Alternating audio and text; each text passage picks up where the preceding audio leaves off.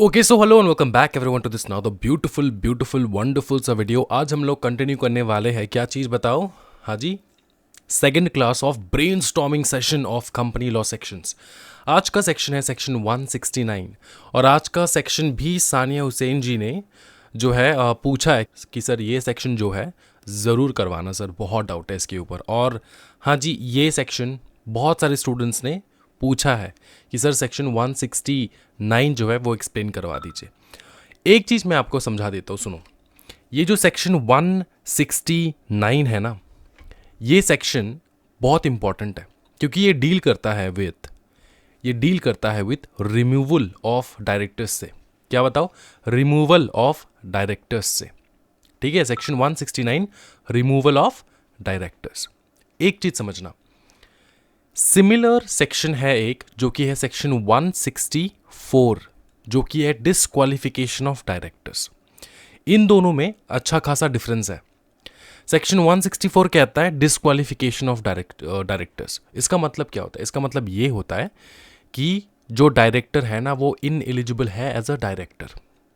या तो वो एज अ डायरेक्टर अभी तक अपॉइंट नहीं हुआ है तो इसको अपॉइंट नहीं कर सकते क्योंकि इनएलिजिबल है, या तो ये डायरेक्टर ऑलरेडी अपॉइंटेड है तो इसको निकालना पड़ेगा क्योंकि ये इनएलिजिबल है। समझ में आ रहा है? क्योंकि ये इनएलिजिबल है। ये है सेक्शन 164, दोनों डील करता है सेक्शन 164। या तो डायरेक्टर अभी भी अपॉइंट नहीं हुआ है, ये इनएलिजिबल है, इसको अपॉइंट नहीं कर सकते हम लोग।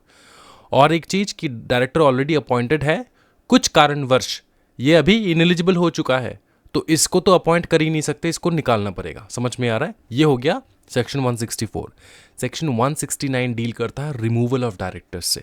पकड़ लो, आपके बोर्ड में बहुत सारे डायरेक्टर्स हैं, इनमें से आप किसी भी डायरेक्टर को हटाना चाहते हो बोर्ड से। कोई भी रीज़न हो सकता है, कुछ भी हो सकता है, आपको हटाना है।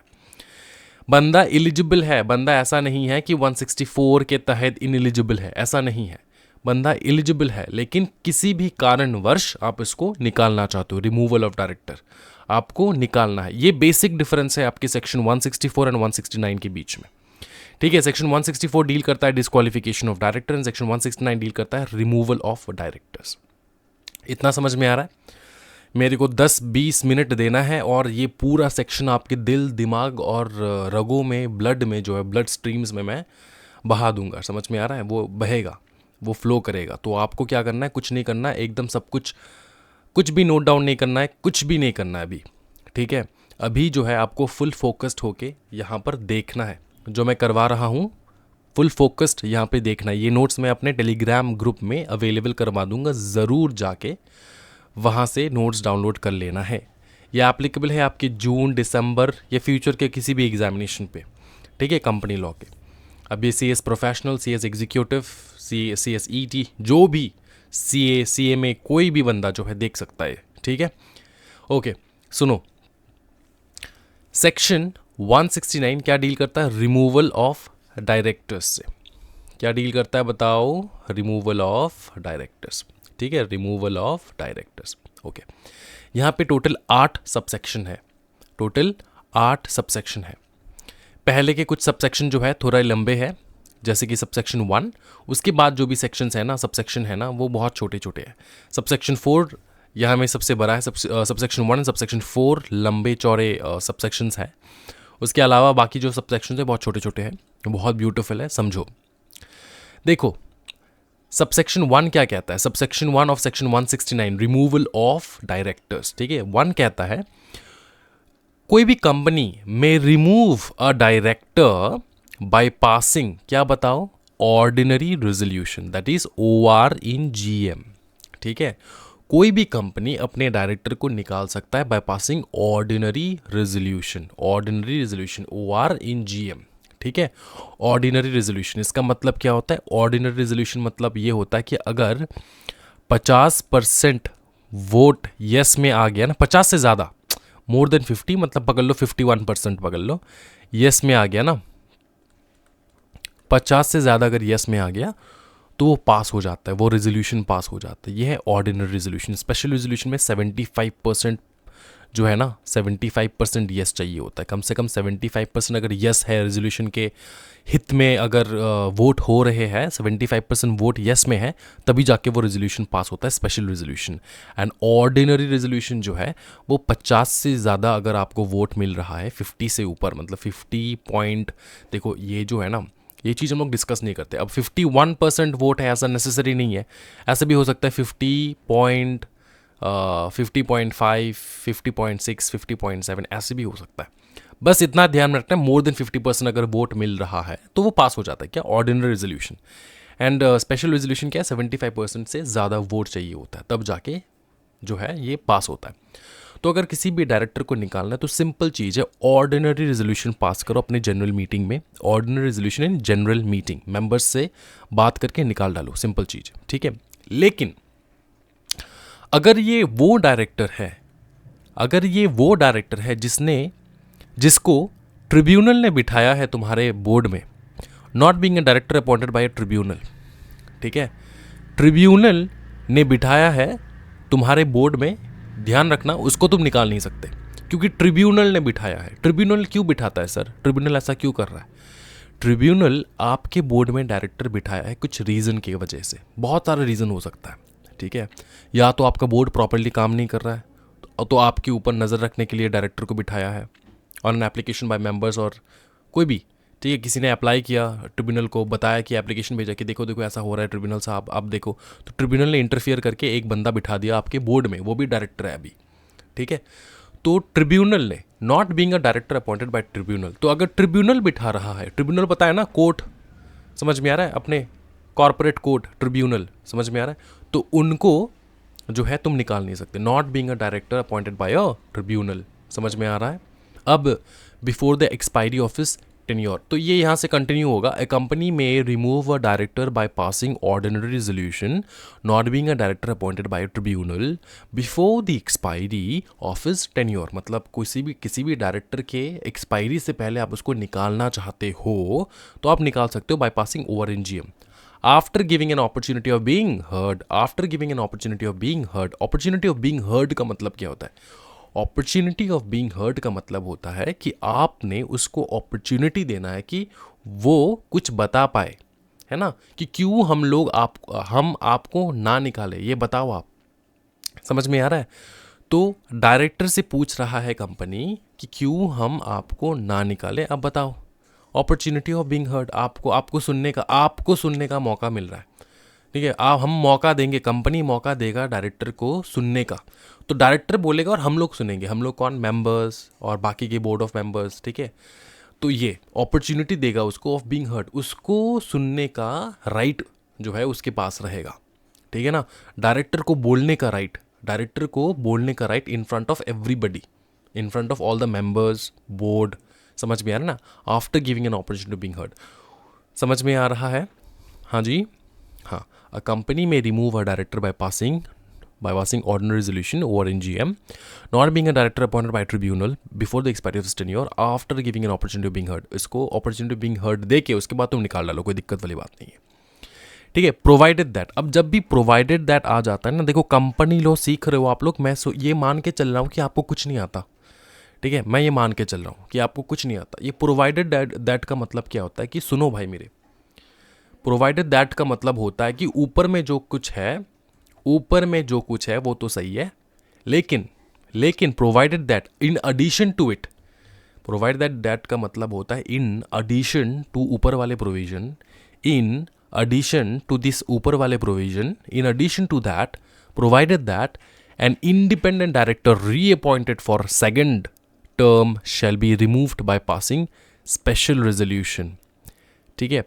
Independent director reappointed for the second term, सुनना इसको अच्छे से, अगर आप किसी इंडिपेंडेंट डायरेक्टर को निकाल रहे हो, ठीक है, और ये कौन सा डायरेक्टर है, ये वो डायरेक्टर है जिसको रीअपॉइंट किया हम लोगों ने फॉर द सेकंड टर्म, दूसरी बार रीअपॉइंटमेंट हुआ है, मतलब इसको पहली बार इसको हमने निकाला था, ठीक है, उसका एक्सपायरी हो चुका था उसका टेन्योर का, उसके बाद उसको हम लोगों ने दोबारा रीअपॉइंट किया, समझ में आ रहा है ना। तो वैसा अगर कोई इंडिपेंडेंट डायरेक्टर है जो सेकेंड टर्म के लिए बैठ रहा है आपके बोर्ड में, उसको अगर आप निकालना चाहते हो तो वहाँ पे SRNGM लगेगा, ORNGM नहीं। क्या लगेगा? SRNGM। स्टोरी समझ में आ रहा है? कितना ब्यूटीफुल स्टोरी है यार। डायरेक्टर को निकालना है तो ये कौन सा डायरेक्टर है? ये ट्रिब्यूनल वाला डायरेक्टर है क्या? अगर ट्रिब्यूनल वाला डायरेक्टर है तो भैया उसको छूना मत, उसको तुम निकाल नहीं सकते, ठीक है। और अगर इंडिपेंडेंट डायरेक्टर है जो दूसरी टर्म में बैठ रहा है, सेकंड टर्म चलवा रहा है, सेकंड टर्म में बैठा है वो, ठीक है ना, पहला टर्म उसका एक्सपायर हो चुका है, उसका जो टर्म था, ठीक है ना, टेन्योर था, वो एक्सपायर हो चुका है, अब सेकंड टेन्योर में बैठा है, उसको अगर निकालना है तो भैया ऑर्डिनरी रेजोल्यूशन काम नहीं चलेगा, SRNGM पास करना होगा। सिंपल चीज, एकदम सिंपल। इसके ऊपर फिर से उन लोगों ने बताया provided further that. Provided further that का मतलब क्या होता है? मतलब होता है कि in addition to the above, ये तो देखो इन एडिशन टू दिस, अब इसके एडिशन में भी कुछ प्रोविजन उन लोगों ने बता रखा है। Provided further that nothing in this subsection will apply where the company has availed itself the option given to it under section 163। Section 163 क्या है सर? सेक्शन 163 है principle of proportional representation. Principle of proportional representation, इसमें क्या होता है? इसमें क्या होता है? इसमें 75, 25, ठीक है, का जैसे कि माइनॉरिटी शेयर होल्डर्स है ना, माइनॉरिटी शेयर होल्डर्स है, उनको रिप्रेजेंट करने के लिए एक डायरेक्टर आप बिठाते हो। माइनॉरिटी शेयर होल्डर्स को रिप्रेजेंट करने के लिए एक डायरेक्टर आप बिठाते हो। तो प्रोपोर्शनल रिप्रेजेंटेशन, अब माइनॉरिटी शेयर होल्डर्स जो है उनको भी तो रिप्रेजेंट करने के लिए कोई बैठना चाहिए ना अपने बोर्ड में, वरना माइनॉरिटी को कौन देखेगा, माइनॉरिटी शेयर होल्डर्स को कौन पूछेगा। तो ये कंसेप्ट आता है प्रिंसिपल ऑफ प्रोपोर्शनल रिप्रेजेंटेशन में, जो कि सेक्शन 163 कवर होता है। तो इसमें क्या होता है? इसमें भी हम लोग एक डायरेक्टर को अपॉइंट करते हैं, बोर्ड में बिठाते हैं। इसमें जो बोर्ड में बैठता है ना, वो रिप्रेजेंट करता है डायरेक्टर। ये जो डायरेक्टर यहाँ पे सेक्शन 163 में अपॉइंट होकर जो डायरेक्टर बैठता है ना, वो किसी प्रोपोर्शन को रिप्रेजेंट करता है। For example minority share holders को रिप्रेजेंट करके बैठा है एक डायरेक्टर, इसको तुम निकाल नहीं सकते। Provided further that nothing in this subsection will apply, इसके ऊपर अप्लाई नहीं होगा, where the company has availed itself the option given to it under section 163। तो कंपनी ने 163 के तहत एक डायरेक्टर को बिठाया, उसको निकाल नहीं सकते तुम ऐसे करके। समझ में आ रहा है? ये हो चुका है, ठीक है। 2-3 चीज़ है जहाँ पे डायरेक्टर को निकाल नहीं सकते, जैसे कि ट्रिब्यूनल वाला हो चुका है। अब SRNGM तो तुम्हारा सेकंड टर्म वाले इंडिपेंडेंट डायरेक्टर को, और यहाँ पे अपना प्रोपोर्शनल रिप्रेजेंटेशन वाला जो डायरेक्टर है उसको, ठीक है ना। ये हो चुका है अपना सबसेक्शन 1 पूरा कंप्लीट, ब्यूटीफुल, कोई डाउट नहीं है, कोई भी किसी प्रकार का डाउट नहीं है, सिंपल चीज़, ठीक है, सिंपल चीज़ हो चुका है। अब है सबसेक्शन 2, क्या कहता है देखो। जो तुम ये सारे ऊपर वाले कांड कर रहे हो ना, ऊपर जो ये पूरा कांड लगा रखे हो, जो पूरा कर रहे हो ना यहाँ पे, ये तुम कर सकते हो अगर तुमने स्पेशल नोटिस दिया है तो। तुमको स्पेशल नोटिस देना होता है। Special notice shall be required of any resolution to remove या फिर appoint a director under this section। अब बच्चे आप पूछोगे कि सर ये तो रिमूवल पर रहे हम लोग, अपॉइंटमेंट कहाँ आ चुका है? देखो, अगर डायरेक्टर को निकाल रहे हो ना किसी दिन, तो उसके जगह पे किसी और को बिठा भी तो रहे हो, तो वही है, रिमूव कर रहे हो, अपॉइंट कर रहे हो, उसके लिए तुमको स्पेशल नोटिस जो है ना वो भेजना होता है। क्या भेजना होता है? Special notice. स्पेशल नोटिस जाएगा, एक्सप्लेनेटरी स्टेटमेंट अटैच होके जाएगा स्पेशल नोटिस में। समझ में आ रहा है कि क्या है क्या नहीं है? ठीक है, स्पेशल नोटिस भेज दिया। नोटिस एंड स्पेशल नोटिस में डिफरेंस पता है आपको, ठीक है। स्पेशल नोटिस हम लोगों ने भेज दिया है।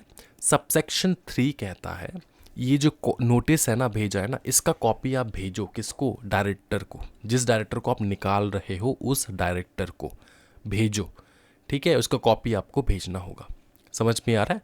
और उसको आप बताओगे कि आप अनटाइटल्ड हो and shall be entitled to be heard on the resolution at the meeting.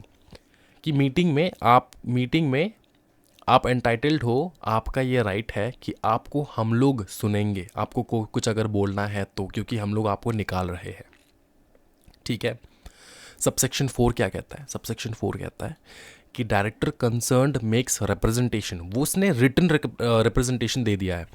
Director concerned मतलब जिसको हम निकालने की बात कर रहे हैं ना, उसने इन राइटिंग अपना रिप्रेजेंटेशन दिया, उसको कुछ बोलना है, ठीक है। और डायरेक्टर कह रहा है, डायरेक्टर रिक्वेस्ट कर रहा है कंपनी को कि ये जो आप नोटिस वगैरह भेज रहे हो ना मेंबर्स को, उसके साथ ही साथ आप मेरा रिप्रेजेंटेशन भी भेजो जो इन रिटर्न में मैंने दिया है।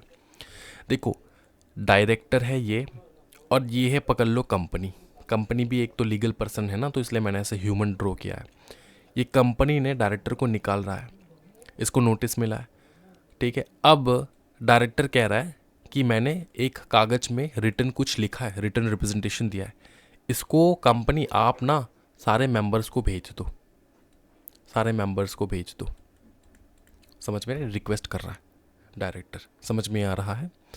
अब देखो एक बार पढ़ लेते हैं। Director concern makes representation in writing to the company and request its notification to members, कि नोटिफाई कर दो आप सारे मेंबर्स को, ये वाला रिप्रेजेंटेशन है। The company shall if the time permits it to do so, अगर कंपनी के पास टाइम है ये सब करने के लिए, कंपनी मतलब कंपेल्ड नहीं है कि उसको रिप्रेजेंटेशन जो भी मिला है ना, डायरेक्टर ने जो कुछ भी लिख के दिया है ना, उसको फॉरवर्ड करना ही है, ऐसा कोई कंपेल नहीं है, मतलब कंपेल नहीं कर सकता कंपनी को। कंपनी के पास अगर टाइम है तो वो भेज देगा।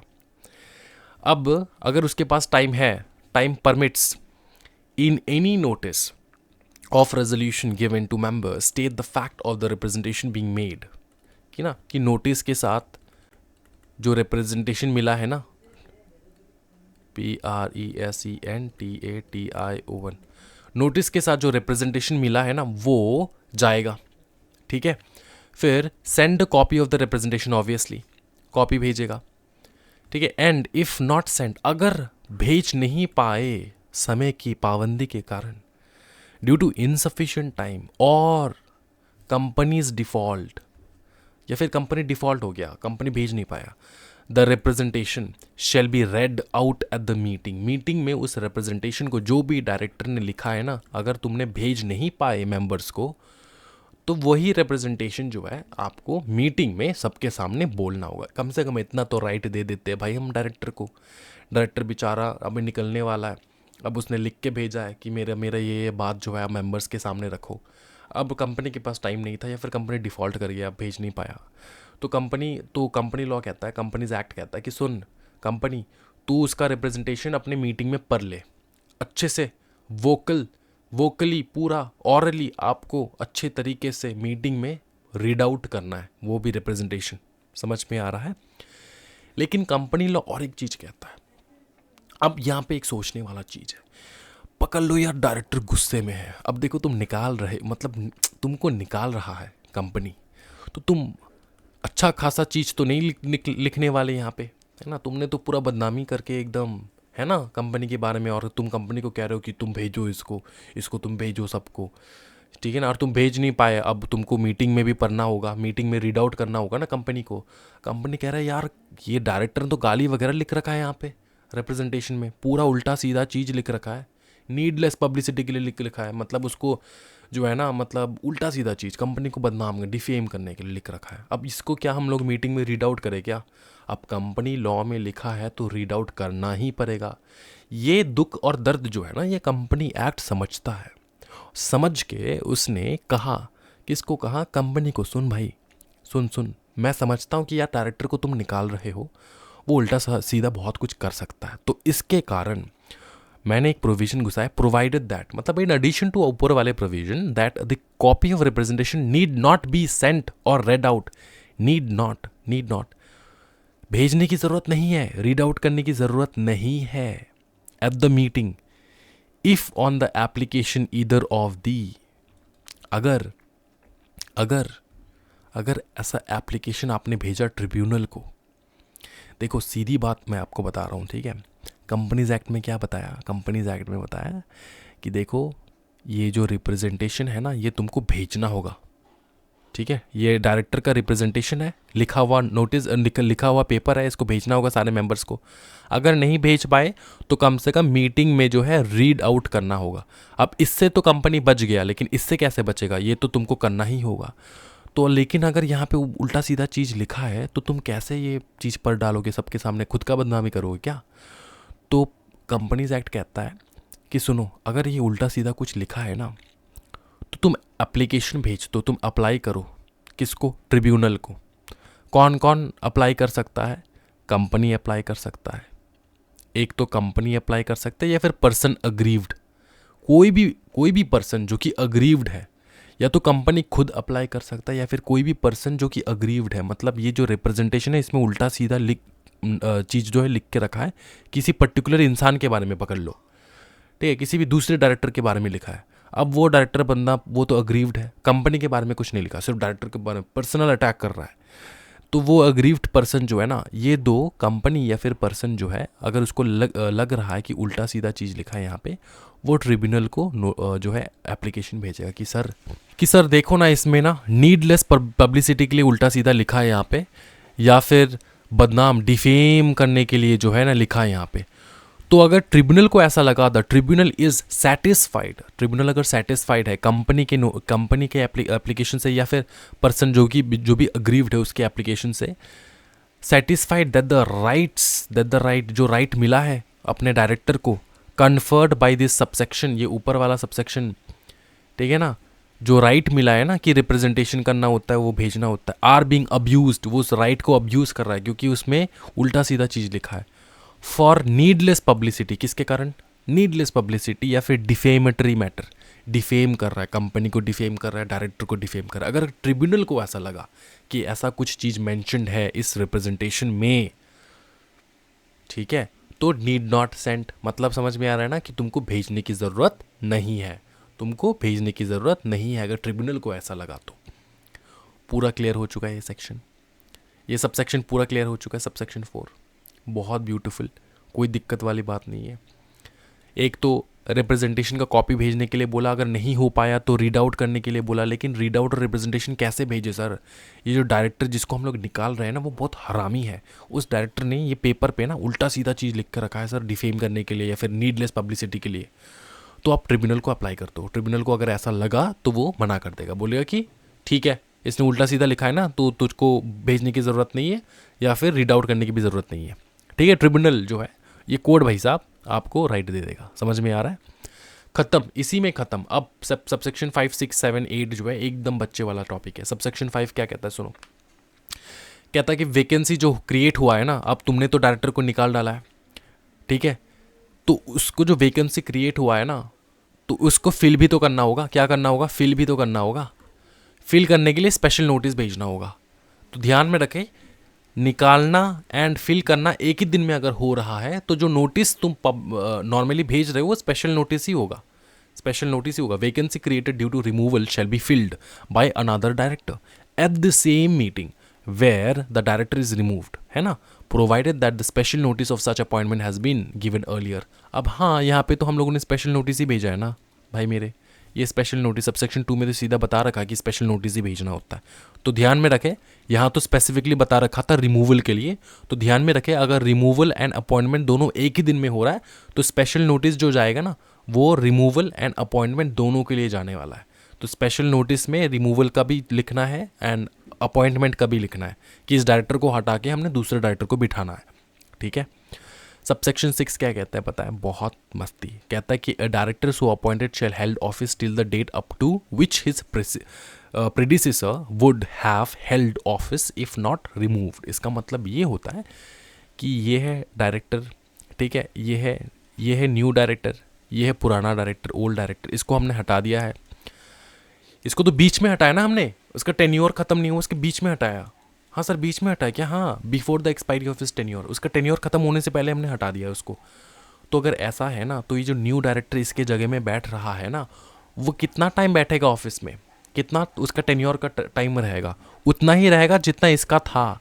तो इसका अगर पकड़ लो 5 साल तक का था टेन्योर और इसने 2 साल किया है, तो 3 साल बचा है ना, तो 3 साल ये न्यू वाला करेगा, ठीक है ना। तो director so appointed shall hold office till the date of up to which his predecessor, जो उसका पहला डायरेक्टर था, वुड हैव हेल्ड, अगर उसको रिमूव नहीं किया गया तो।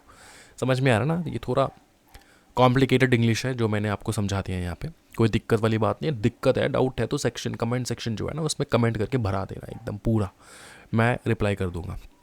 सबसेक्शन 7 कहता है वैकेंसी नॉट फिल्ड, अगर पकड़ लो सेम दिन में आपने वैकेंसी फिल नहीं किया है तो उसको एज ए कैजुअल वैकेंसी भी आप अपॉइंट कर सकते हो डायरेक्टर को। समझ में आ रहा है ना? As a casual vacancy director appoint कर सकते हो। देखो, कैजुअल वैकेंसी डायरेक्टर आप लोग पढ़ोगे इसके बारे में। अगर आपने सेम दिन में जिस दिन आपने रिमूव किया उस दिन आपने अपॉइंट नहीं किया, ये vacancy not filled as per subsection 5। As per subsection 5 में क्या कहा कि सेम दिन में अपॉइंट करो। अगर सेम दिन में आपने अपॉइंट नहीं किया तो as a casual vacancy director आप दूसरे डायरेक्टर को बिठा सकते हो। क्या? Casual vacancy director. इसका भी टेन्योर सेम ही रहता है, जो पुराने वाला डायरेक्टर का टेन्योर था ना उतना ही टेन्योर भी ये फुलफिल करेगा, कैजुअल वैकेंसी डायरेक्टर, क्योंकि वैकेंसी हो चुका है। अब सबसेक्शन 8 कहता है बहुत ब्यूटीफुल चीज़, बहुत इंपॉर्टेंट चीज़ भी सुनो। डायरेक्टर को तुम निकाल रहे हो, उसका कोई भी रीज़न हो सकता है, ठीक है।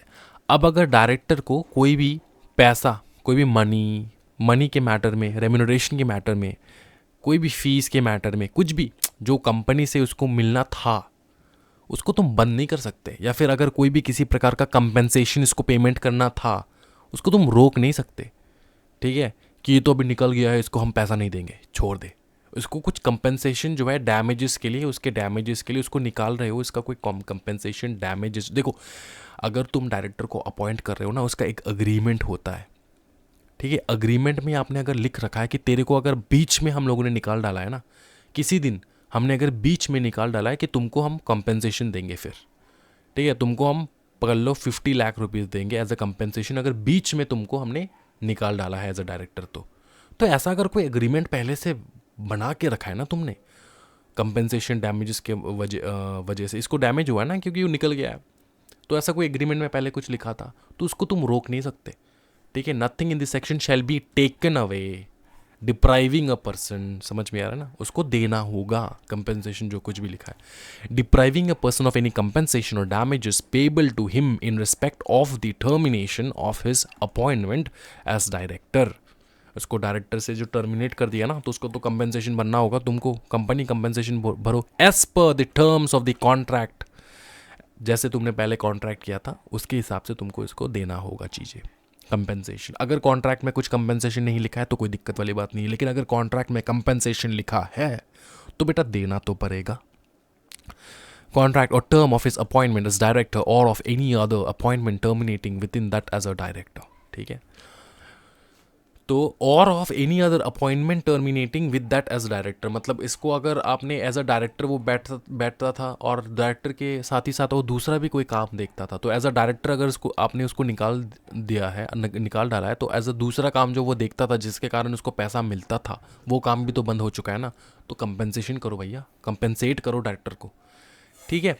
अब लास्ट जो है सबसेक्शन बी, सॉरी सेक्शन 8 का पॉइंट बी, सबसेक्शन 8 का पॉइंट बी कहता है derogating from any power to remove a director under other provision of this act, nothing in this section shall be taken as derogating from any power to remove a director under other provision of this act. इसका मतलब है कि अगर इस companies act में कोई दूसरा provision भी मैंशनड है जिसके कारण डायरेक्टर निकल सकता है तो निकालो, कोई दिक्कत वाली बात नहीं है। अदर प्रोविजंस को कोई दिक्कत नहीं, अगर अदर प्रोविजंस में भी लिखा है कि इसके कारण भी डायरेक्टर को ऐसे ऐसे निकाल सकते हो तो निकाल डालो, कोई दिक्कत वाली बात नहीं है। समझ में आ रहा है? समझ में आ रहा है? तो सिर्फ यही प्रोविजन नहीं, इसके अलावा अगर कोई भी प्रोविजन लिखा है तो आप उसके अकॉर्डिंग भी डायरेक्टर को निकाल सकते हो। ये पॉइंट वाला बी कंप्लीट कर देता है। समझ में आ रहा है? ठीक है, ये पूरा क्लियर हो चुका है पूरा सबसेक्शन। अगर आप ये सेक्शन 169 का कोई भी किसी भी प्रकार का डाउट है तो कमेंट सेक्शन में ज़रूर कमेंट करना। कोई भी स्टूडेंट अगर लेक्चर्स के लिए जो है सोच रहा है, देन आप लोग, मैं आपको रेकमेंड करूंगा कि आप ज़रूर पावर बैच जो है जून 2024 का ज़रूर देखें। समझ में आ रहा है? तो आप विज़िट करो हमारे वेबसाइट को www.examsquadedu.com और वहाँ से आप पावर बैच का जो है एक बार बैच देखें, क्योंकि वहाँ पे सबसे affordable classes, understandable classes with notes and also at the same time instalment basis पे भी आप पेमेंट कर सकते हो। ऐसा फैसिलिटी हम लोगों ने लाए, ठीक है। एक तो चीज़ ये है कि क्लासेस के प्राइजेस जो है वो मतलब क्या ही बताएं, बहुत ही कम है, एंड उसके ऊपर वो जो कम है उसको भी आप इंस्टॉलमेंट के बेसिस पे दे सकते हो। समझ में आ रहा है? कोई भी स्टूडेंट जिसने बहुत बार अटैम्प्ट लगा रखा है, क्लासेस की कोई ज़रूरत नहीं है, तो स्टडी ग्रुप का फैसिलिटीज़ जो है वो ज़रूर चेकआउट करें हमारे examsquadedu.com पे। समझ में आ रहा है? एक बार ज़रूर आप फैसिलिटी को चेकआउट करें स्टडी ग्रुप का। किसी भी बच्चों को टेस्ट सीरीज़ की ज़रूरत है तो टेस्ट सीरीज़ भी हम लोग प्रोवाइड करते हैं। You will never regret it. बहुत ज़्यादा हेल्पफुल होगा। ज़रूर डाउनलोड कर लेना हमारा एप्लीकेशन, जहाँ पे हम लोग फ्री स्टफ भी प्रोवाइड करते हैं, बहुत कुछ जो कि आपके CS जर्नी को बहुत ज़्यादा वैल्यू ऐड करने वाला है। ठीक है, तो एग्जाम स्क्वाड प्रोफेशनल हब आप एप्लीकेशन प्ले स्टोर से डाउनलोड कर सकते हो। इसके साथ ये पूरा लेक्चर जो है कंप्लीट हो जाता है। आज के वीडियो में इतना ही भाई मेरे। Thank you so much. Video को जरूर लाइक कर देना, सब्सक्राइब कर देना चैनल को। Thank you so much everyone. Happy learning guys, bye bye and take care.